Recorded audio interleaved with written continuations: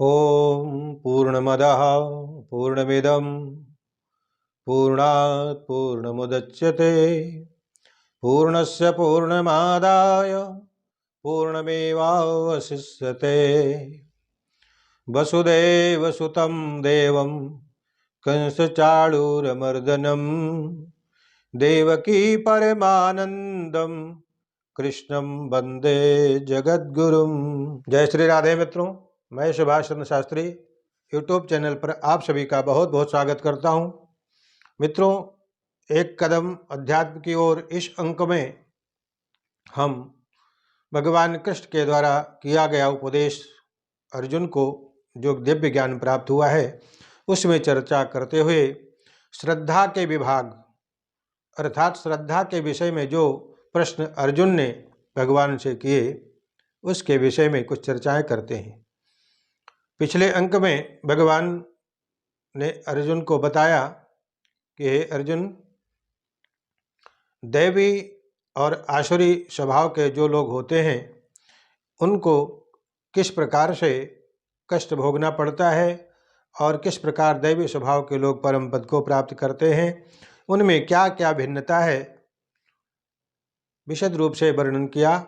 तत्पश्चात अर्जुन आगे फिर प्रश्न करते हैं कि ये शास्त्र विधिमुत्सृज्य यजन्ते श्रद्धयान्विता तेषां निष्ठा तो का कृष्ण सत्वमाहो रजस्तमः।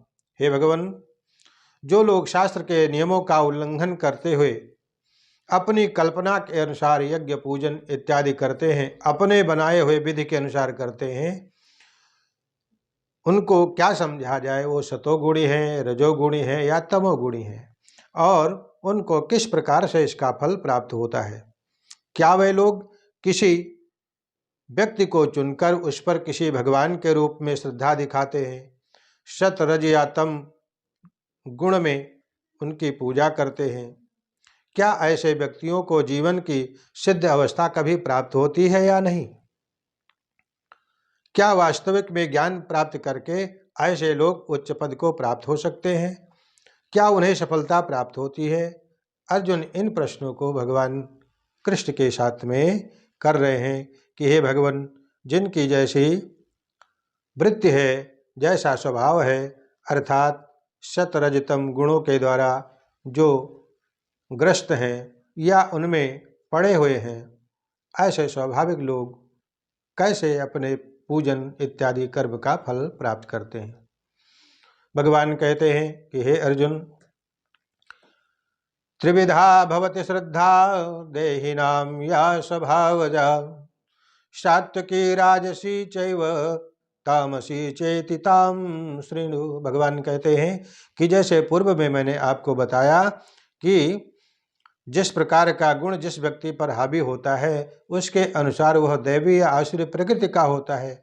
अब उसी प्रकृति अर्थात उसी स्वभाव के अनुसार जैसे जिसकी श्रद्धा होती है, सतगुण के अनुसार, रजोगुण के अनुसार या तमोगुण के अनुसार, उसी प्रकार से वह पूजन करता है, तद अनुरूप उसको फल प्राप्त होता है। अब मैं तुम्हें उसके विषय में बता रहा हूँ। जो लोग शास्त्र के विधि विधान को जानते हैं लेकिन आलस्यवश उनका पालन नहीं करते, जानते हुए भी पालन नहीं करते, वे प्रकृति के गुणों के द्वारा शासित होते हैं। अपने सतोगुणी, रजोगुणी या तमोगुणी पूर्व कर्मों के अनुसार एक विशेष प्रकार का उनका स्वभाव हो जाता है और उस स्वभाव के अनुरूप वह कार्य करते हैं। सत्वानुरूपा सर्वस्य श्रद्धा भवति भारत श्रद्धामयोऽयं पुरुषो यो यच्छ्रद्धः स एव च। हे अर्जुन, विभिन्न गुणों के अंतर्गत अपने अपने अस्तित्व के अनुसार मनुष्य एक विशेष प्रकार की श्रद्धा को विकसित करता है, अर्थात गुणों के अनुसार उसकी एक विशेष श्रद्धा उत्पन्न होती है।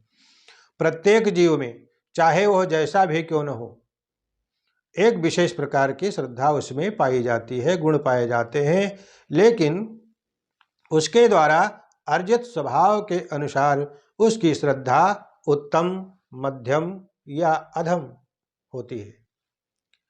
इस प्रकार अपनी विशेष प्रकार की श्रद्धा के अनुसार वह कतिपय लोगों से संगति करता है। अब वास्तविक तथ्य तो यह है कि जैसा वह कतिपय संगति करता है उसके अनुसार मनुष्य की श्रद्धा कभी किसी देवता में, कभी किसी मनुष्य में, कभी राक्षस में, देव, पितर, गंधर्व, भूत, प्रेत आदि में वैसी उसकी श्रद्धा होती है। किंतु बद्ध जीवन में कोई भी कार्य पूर्णतया शुद्ध नहीं होता, वो श्रद्धा कैसी भी दिखा ले, क्योंकि वह गुण के द्वारा गुणों के द्वारा बद्ध है। उनके फल क्या होते हैं? उनके फल मिश्रित होते हैं, वह शुद्ध सात्विक नहीं होते, क्योंकि शुद्ध और सत्व तो दिव्य होता है। शुद्ध और सत्व दिव्य होता है। शुद्ध सत्व में रहकर मनुष्य भगवान के वास्तविक स्वरूप को समझ सकता है, अन्यथा वह समझ ही नहीं पाता, समझ ही नहीं सकता। यजन्ते सात्विका देवान् यक्ष रक्षांसि राजसा प्रेतान् भूतगणाश्चैव यजन्ते तामसा जनाः। शतोगुणी व्यक्ति देवताओं का पूजन करते हैं, रजोगुणी यक्ष इत्यादि की पूजा करते हैं और तमोगुणी व्यक्ति भूत प्रेत आदि के पूजन में विश्वास रखते हैं। अर्थात शास्त्र के अनुसार केवल भगवान ही पूजनीय है। शास्त्र के अनुसार अगर हम चलें और माने तो सिर्फ भगवान ही पूजनीय है। लेकिन जो इसका उल्लंघन करता है या इसको जानता नहीं है या उन पर श्रद्धा नहीं रखता, ऐसा मनुष्य अपने गुण स्थिति के अनुसार उन वस्तुओं के द्वारा विभिन्न प्रकार के देवी देवताओं का यजन पूजन करते हैं। इनमें ब्रह्मा, विष्णु, शिव तथा अन्य देवता इंद्र, चंद्र, सूर्य इत्यादि सम्मिलित हैं, क्योंकि देवता तो अनेक हैं। शतोगुणी लोग किसी विशेष अभिप्राय से किसी देवता का पूजन करते हैं। हमें यह पूर्ण रूप से जान लेना चाहिए। इसी प्रकार जो रजोगुणी हैं वे यक्ष, राक्षसों आदि की पूजा अपनी कामना की सिद्धि के लिए करते हैं। निर्विशेषवादी शतोगुण में स्थित रह के माने जाते हैं, जो पंचदेवाओं की पूजा करते हैं। अर्थात निर्विशेषवादी जो लोग हैं वो शतोगुण में स्थित रहते हैं और वे पंच देवताओं की उपासना करते हैं। वे भौतिक जगत में निराकार विष्णु को पूजते हैं, जो सिद्धांतीकृत विष्णु कहलाता है। अशास्त्रमिदं घोरम तप्यन्ते ये तपोजनाः दम्बाहंकार संयुक्ताः कामराग बलान्विताः कर्षयन्तः शरीरस्थं भूतग्रामम चेतसः मां चैवान्तः शरीरस्थं तान् विद्यासुर निश्चयान्। अब सुनो, जो लोग दंभ, पाखंड तथा अहंकार से अभिभूत होकर शास्त्र विरुद्ध कठोर तपस्या करते हैं, कठिन कर्म करते हैं, जो काम तथा आसक्ति के द्वारा प्रेरित होते हैं, जो मूर्ख हैं तथा जो शरीर के भौतिक तत्वों को तथा शरीर के भीतर स्थित परमात्मा को एक प्रकार से कष्ट ही देते हैं। तात्पर्य हुआ, भगवान कहना यह चाहते हैं कि कुछ पुरुष ऐसे हैं जो अधम रूप से तपस्या करते हैं, जिनका वर्णन शास्त्रों में नहीं है। उदाहरण के लिए, जैसे किसी स्वार्थ के प्रयोजन से यथा राजनीतिक कारणों से उपवास करना शास्त्रों में वर्णित नहीं है, लेकिन फिर भी इसमें लाभ पाने के लिए लोग करते हैं। शास्त्रों में तो सिर्फ आध्यात्मिक उन्नति के लिए उपवास करने की संस्तुति की गई है और वह कामना पूर्ति और सामाजिक उद्देश्य के लिए नहीं है, राजनीतिक उद्देश्य के लिए नहीं है, वह सिर्फ परमात्मा की प्राप्ति के लिए है। अब सुनिए, ऐसे व्यक्ति जो हठपूर्वक तपस्या या पूजन करते हैं, अपने देह को सुखा डालते हैं। कोई आदमी बाल बढ़ा लेता है कि हम जब तक संकल्प पूरा नहीं होगा हम बाल नहीं कटाएंगे। इसी प्रकार अनेक प्रकार के लोग संकल्प ले लेते हैं हठपूर्वक कि मेरी कामना सिद्ध हो जाए, और उल्टा सीधा भोजन करते हैं आहार उनका अच्छा नहीं रहता। अब आहार के विषय में भगवान अर्जुन को बता रहे हैं कि आहारस्त्वपि सर्वस्य त्रिविधो भवति प्रियः यज्ञस्तपस्तथा दानं तेषां भेदमिमं शृणु। जैसे व्यक्ति अपने गुणों के आधार पर यज्ञ व्रत तप करता है सतरज तम गुण के आधार पर, उसी तरह से आहार विहार भी सतोगुणी रजोगुणी या तमोगुणी का अलग अलग होता है, अर्थात भिन्न होता है। उसके विषय में भगवान बता रहे हैं कि आयु सत्व बलोरोग्य सुख प्रेते विवर्धना रम्या स्निग्धा स्थिरा हृदया आहारा सात्विक प्रिया। अर्थात जो भोजन सात्विक व्यक्तियों को प्रिय होता है वह भोजन आयु को बढ़ाने वाला, जीवन को शुद्ध करने वाला, यश बल स्वास्थ्य को बढ़ाने वाला होता है। ऐसा भोजन रसमय स्निग्ध स्वास्थ्यप्रद तथा हृदय को भाने वाला होता है, जो सात्विक व्यक्ति करता है या पसंद करता है। और इसके बाद में रजोगुणी कैसा पसंद करता है? खट्टम लवणात्युष्ण तीक्ष्ण रुक्ष विदाहिनः आहारा राजस श्रेष्ठा दुख शोकामय प्रदाः। अत्यधिक तीखे, खट्टे, नमकीन, चटपटे, गरम, सूखे हुए तथा ज्वलनशील पदार्थ भोजन में राजसिक व्यक्तियों को पसंद होते हैं, अर्थात रजोगुणी व्यक्तियों को प्रिय होते हैं। और ऐसा भोजन दुख शोक तथा रोग को उत्पन्न करने वाला होता है। यातयामं गतरसम पूति पर्युषितं च तत् उच्छिष्टमपि चामेध्यम भोजनम तामस प्रियम। और जो तामसी वृत्ति के लोग हैं उनके लिए खाने से 3 घंटे पूर्व पकाया गया जो स्वादहीन हो चुका है, वियोजित एवं सड़ा हुआ, जूठा तथा अस्पृश्य वस्तुओं से युक्त भोजन उन लोगों को प्रिय होता है जो तामसी होते हैं। वह किसी अवस्था में जैसा मिल जाए वैसा ही खा लें, चाहे वो 4 घंटे पहले बना के रखा गया हो, चाहे शुद्ध हो या अशुद्ध हो, इसका वो परवाह नहीं करते। अफलाकांक्ष वीर्यज्ञो विदिदिष्टो य इज्जते यष्टव्यमेवेति मनः समाधाय स सात्विकः। हे अर्जुन, यज्ञ में वही यज्ञ सात्विक होता है। अब यज्ञ का भेद बता रहे हैं, क्रमशः बताते आ रहे हैं भगवान। स्वभाव कैसा होता है, भोजन कैसा करना पसंद करते हैं, पूजन किस प्रकार वो करना पसंद करते हैं। और अब यज्ञ के विषय में बता रहे हैं भगवान कि वही यज्ञ सात्विक होता है जो शास्त्र के निर्देशानुसार कर्तव्य समझकर लोगों के द्वारा किया जाता है, और जो फल की इच्छा से नहीं किया जाता वह सबसे उत्तम यज्ञ कहलाता है।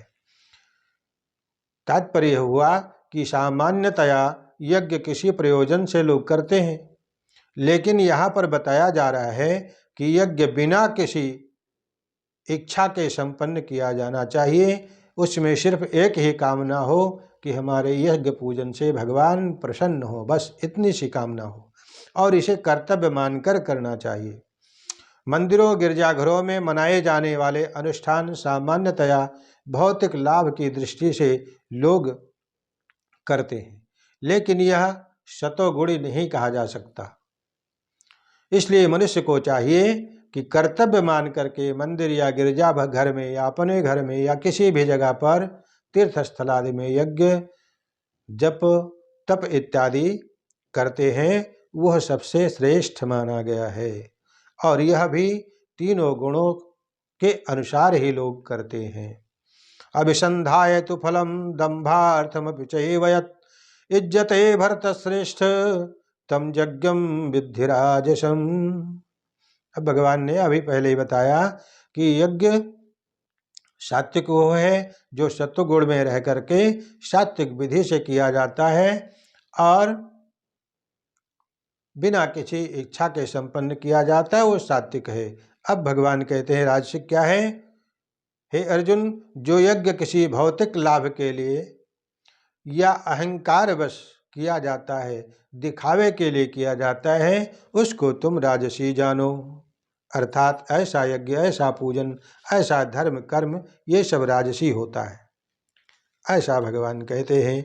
और उसके बाद कि विधिहीनम असृष्टान्नम मंत्रहीनम अदक्षिणम श्रद्धा विरहितम यज्ञम तामसम परिचक्षते। जो यज्ञ शास्त्र के निर्देशों की अवहेलना करके सिर्फ प्रसाद वितरण किए बिना ही, वैदिक मंत्रों का उच्चारण किए बिना, पुरोहितों को दक्षिणा दिए बिना तथा श्रद्धा के बिना जो संपन्न किया जाता है, उसे तामसी यज्ञ कहा जाता है, वह तामसी होता है।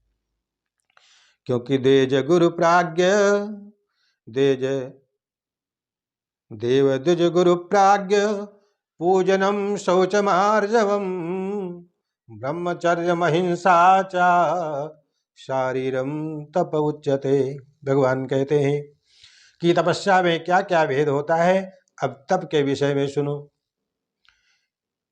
परमेश्वर, ब्राह्मणों, गुरु, माता पिता जैसे गुरुजनों की पूजा करना, पवित्रता, सरलता, ब्रह्मचर्य, अहिंसा ही शारीरिक तपस्या बताई गई है। मनुष्य को चाहिए कि वह ईश्वर या देवों अथवा योग्य ब्राह्मणों, गुरु तथा माता पिता जैसे गुरुजनों या वैदिक ज्ञान में पारंगत व्यक्तियों को प्रणाम करे या प्रणाम करना सीखे। इन सब का समुचित आदर करना चाहिए। उसे चाहिए कि आंतरिक तथा बाह्य रूप में अपने को शुद्ध रहने का प्रयास करे और वही कार्य करे जो शास्त्र से सम्मत हो। वह वैवाहिक जीवन के अतिरिक्त मैथुन में न रत हो, क्योंकि शास्त्रों में केवल विवाह में ही मैथुन की अनुमति दी गई है, अन्यथा नहीं। और अगर कोई ऐसा व्यक्ति करता है, एक पत्नी व्रत धारण करता है, तो वह ब्रह्मचर्य ही कहलाता है। ये सब शारीरिक तपस्याएं हैं जो भगवान ने अर्जुन को बताई कि अगर कोई देवता का, ब्राह्मण का, गुरु का मान करता है, सम्मान करता है, पूजन करता है, आशीर्वाद लेता है, सबके लिए समभाव रखता है, शुद्ध विचार होते हैं, तो ये समझना चाहिए कि वो अपने शरीर से तपस्या कर रहा है। अनुद्वेगकरम वाक्यम सत्यम प्रतिहितम च यत् स्वाध्यायाभ्यसनम चैव वाङ्मयम तप उच्यते। अब भगवान कहते हैं, अर्जुन, वाणी से भी तपस्या की जाती है। और वाणी की तपस्या क्या है? सच्चे, भाने वाले, हित लगने वाले, अन्यों को क्षुब्ध न करने वाले वाक्य बोलना चाहिए। वैदिक साहित्य का नियमित पारायण करे, सत्संग करे, भगवान का कीर्तन करे, झूठ न बोले, प्रिय बोले, यह सब वाणी के द्वारा की गई तपस्या है। मनः प्रसादः सौम्यत्वं मौनम आत्म विनिग्रह भाव संसृद्धिरित्येतत्तपो मानसमुच्यते। अब मन से जो तपस्या होती है, अर्थात मानसिक तपस्या क्या है, वो भगवान कह रहे हैं। संतोष, सरलता, गंभीरता, आत्मसंयम एवं जीवन की शुद्धि, ये सब मन की तपस्याएं हैं, मानसिक तपस्याएं हैं। तात्पर्य हुआ कि मन को संयमित बनाने का अर्थ है कि मन को इंद्रिय तृप्ति से विलग करना, दूर करना। उसे इस तरह प्रशिक्षित किया जाना चाहिए जिससे वह सदैव परोपकार के विषय में सोच सके। मन के लिए सर्वोत्तम प्रशिक्षण क्या है? विचार श्रेष्ठ हो, विचारों की श्रेष्ठता होनी चाहिए। मनुष्य को कष्ट भावना मृत से विचलित नहीं होना चाहिए। इंद्रिय उपभोग से सदैव बचना चाहिए। अपने स्वभाव को शुद्ध बनाए रखने का प्रयास करना चाहिए। साथ ही भगवान का ध्यान और भजन करने में लगे रहना चाहिए। मन को उस तरफ मोड़ना चाहिए। अश्रद्धया परया तप्तम तपस्तत्रिविधम नरैः अफलाकांक्षिभिर्युक्तैः सात्विकम परिचक्षते। भौतिक लाभ की इच्छा न करने वाले, केवल परमेश्वर में प्रवृत्त मनुष्यों द्वारा दिव्य श्रद्धा से संपन्न ये तीनों प्रकार की तपस्याएं सात्विक कहलाती हैं। सत्कार्यमान पूजार्थम तपोदम्भेन चैव यत् क्रियते तदिह प्रोक्तम राजसम चलमध्रुवम। जो तपस्या दंभ पूर्वक तथा सम्मान सत्कार एवं लोगों के द्वारा पूजित होने के लिए, लोगों से पूजा कराने के लिए या पूज्य बनने के उद्देश्य से की जाती है, वो तपस्या क्या है? वो राजसी है। मैं तपस्या कर रहा हूँ ऐसा सब लोग जाने और बाद में दौड़ दौड़ के मेरे पास आए, चेले बन जाएं और उत्साह मनाएं, खर्च करें, इस कामना से जो तपस्या की जाती है, अपनी प्रसिद्धि बनाने के लिए या बढ़ाने के लिए की जाती है, उसको राजसी कहा जाता है। यह न तो अस्थायी होती है और न ही कल्याणकारी होती है। एवं मूढ़ग्राहेणात्मनो यत्पीडया क्रियते तपः परस्योत्साधनार्थं वा तत्तामसम उदाहृतम्। अज्ञानता पूर्वक या मूर्खतावश आत्म उत्पीड़न के लिए या किसी दूसरे को कष्ट पहुंचाने के लिए या उसका अहित करने के लिए जो तपस्या की जाती है, पूजा यज्ञ आदि किए जाते हैं, उसको तामसी कहा जाता है। जैसे किसी का उच्चाटन कर्म कोई करता है, उच्चाटन करता है, अस्तंभन करता है, मारण कर्म करता है, किसी का अहित कर देने के निमित्त जो तप या पूजन किया जाता है, वह तामसी कहलाती है। मूर्खतापूर्ण तपस्या के ऐसे अनेक दृष्टांत हैं। जैसे कि हिरण्यकश्यप ने मूर्खतापूर्ण तपस्या किया। तपस्या करने के बाद में ब्रह्म देवता जब प्रसन्न हुए तो उनसे अमरता चाहता है, अमरता प्राप्त करने के लिए तपस्या कर रहा था और अमर होकर के देवताओं को कष्ट पहुंचाना चाहता था, देवताओं का वध करना चाहता था। परिणाम क्या हुआ? ऐसा ही वरदान ब्रह्मा से मांगा, ब्रह्मा जी ने वर दिया भी, लेकिन फिर भी उसको काल के गाल में जाना पड़ा। तो यह इस प्रकार की तपस्याएं मूर्खतापूर्ण कही जाती हैं और ये सब तामसी कहलाती हैं। अब दान के विषय में भगवान कहते हैं कि हे अर्जुन, दातव्यमिति यद्दानम दीयतेनुपकारिणे देशे काले च पात्रे च तद्दानम सात्विकम स्मृतम।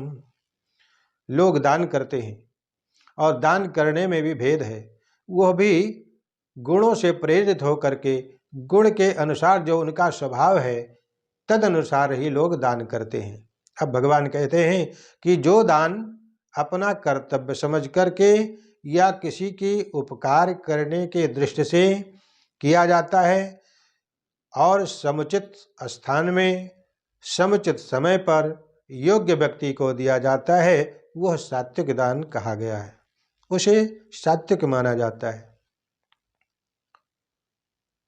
इसीलिए किसी तीर्थ स्थान में सूर्य या चंद्र के ग्रहण पर योग्य ब्राह्मण अथवा वैष्णव भक्त को एवं मंदिर आदि में जाकर के दान देने की संस्तुति है।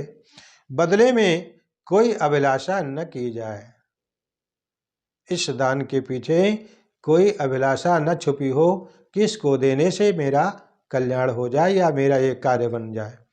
और कभी कभी निर्धन को उसकी आवश्यकता पूर्ति के लिए या सहायता की दृष्टि से जो दान किया जाता है, ये सब सात्विक दान कहलाता है।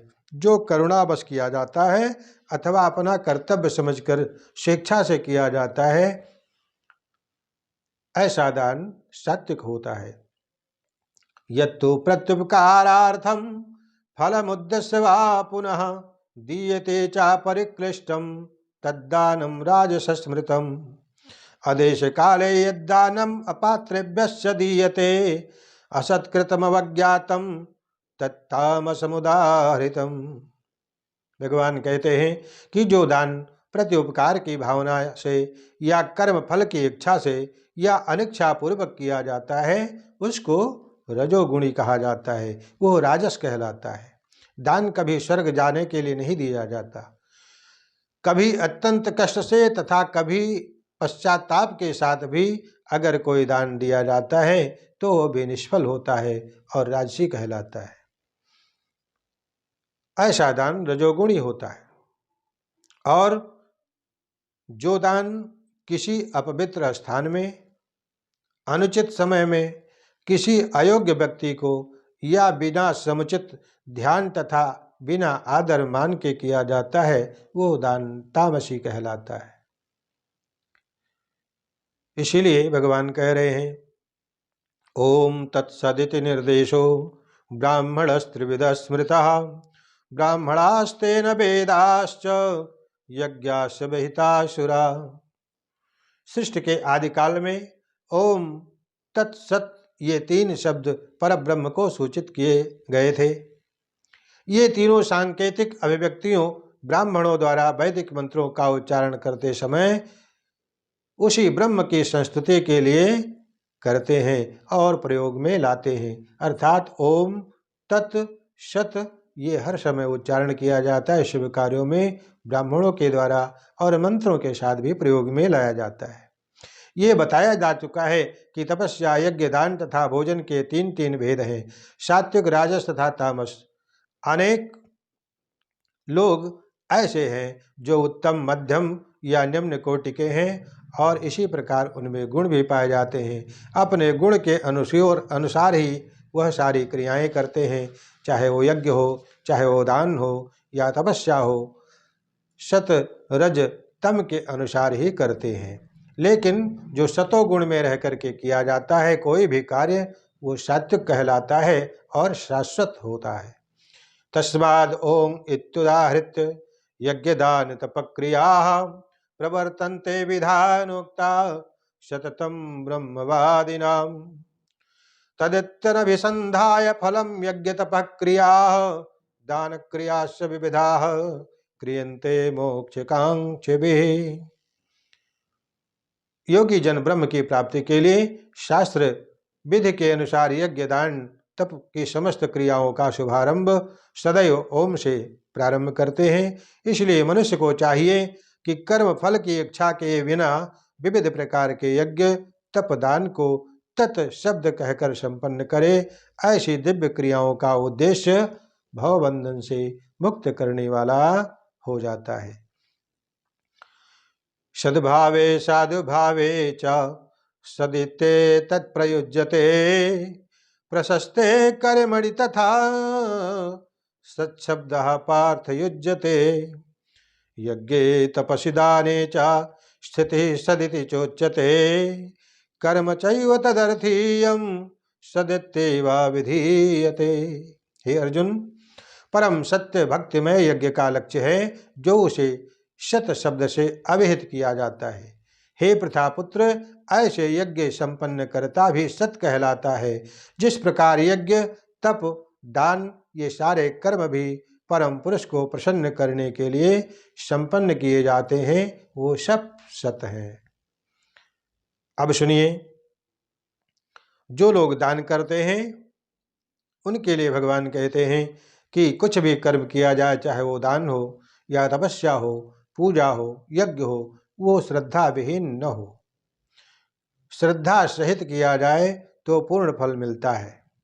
अश्रद्धया हुतं दत्तं तपस्तप्तं कृतं च यत् अस्यादित्युच्यते पार्थ न च तत्प्रेत्य नो इह। हे अर्जुन, श्रद्धा के बिना यज्ञ, दान, तप के रूप में जो कुछ भी किया जाता है वो सब नश्वर होता है और वह सब असत कहलाता है और इस जन्म तथा अगले जन्म दोनों में ही व्यर्थ चला जाता है। कहीं भी उसका फल प्राप्त नहीं होता, उसका कुछ अर्थ नहीं निकलता। इसीलिए चाहे यज्ञ हो, दान हो या तप हो, बिना आध्यात्मिक लक्ष्य के व्यर्थ रहता है। अतएव इस श्लोक में यह घोषित किया गया है कि ऐसे कार्य कुत्सित माने जाते हैं। इसीलिए प्रत्येक कार्य कृष्ण भावनामृत होना चाहिए।